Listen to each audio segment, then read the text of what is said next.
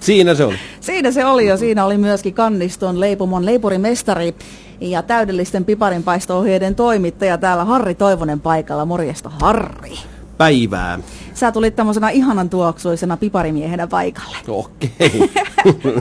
Hei, saiko sä, tai siis jouduit pitää nyt tämmöisen pienimuotoisen tauon sieltä piparinpaistosta ja muista leipomishommista tämän päivän aikana, että pääsit meitä morjestaan? Joo, tää oli tervetullut yllätys. No niin, ja me ollaan erittäin iloisia täällä myöskin meidän tonttuapulaisen Jennan 8V kanssa, nimittäin mä kerroin Jennalle, että sä lupasit tuoda vähän ehkä jotain tuliaisiakin tullessas. Täällä on kyllä, jos sä haluat heti ruveta näpläämään näitä. Kysellään ensin muutama kysymys ja sitten ruvetaan maistelemaan, rooskuttelemaan täällä. Eli Jenna mietti tuossa eilispäivän puolella ja sulle muutaman kysymyksen valmiiksi. Annahan tulla Jenna ensimmäinen sieltä. Kauan piparien teko kestää?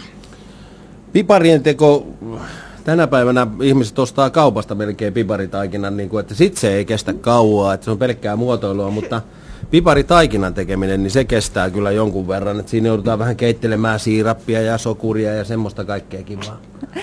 Miten kauan se silloin menee, jos sä kutakuinkin lasket siitä, niin hetkestä kun se alkaa, niin kun se on valmis? Kotivuoloissa, niin kyllä se puolessa tunnissa vaivaantuu se taikina. Miten se syntyy se täydellinen piparkakku, Harri?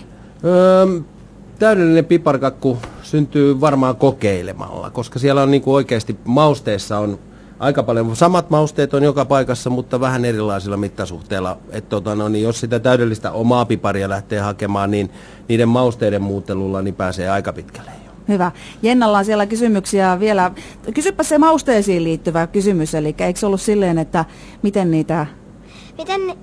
pipareita voi maustaa? No sinne laitetaan näitä perusjoulumausteita, inkivääriä. Jotkut käyttää vähän maustepippuria siellä myöskin mukana antamassa vähän semmoista kivaa pientä reunaa siihen ja siellä on sitten inkivääri, no kanelia, tämmöiset on niin kuin ne mausteet mitä siellä ja sitten siirappihan antaa sille sen perusmaun sille piparille. Uunissa oikein kun se tahkoontuu, niin hyvä tulee silloin. Vieläkö sulla oli Jenna kysymyksiä?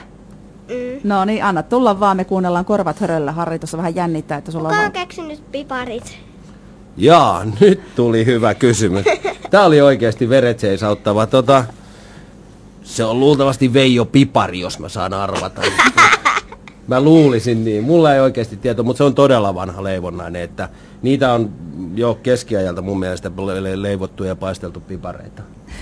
Eli Kanniston leipomon leipurimestari Harri Toivonen meille on paikalla piparin syvintä olemusta ihmettelemässä. Ja miten se, Harri, muuten maistuuko sulle noi piparkakut, saadaan vielä sanat järjestykseen, niin siellä kotioloissakin? Kyllä pipari. Se on jotenkin joulu tulee siitä, kun piparia saapi maistella ja joskus jopa joulutortunkin erehdyn syömään, että niin parhaimmillaan suoraan uunista tulleena kyllä kummatkin melkein mun mielestä. Onko teillä aivan hirvittävä häslinki tällä hetkellä töissä päällä? Da. Tuo ei voi sanoa mitään muuta. Milloin se hiljenee?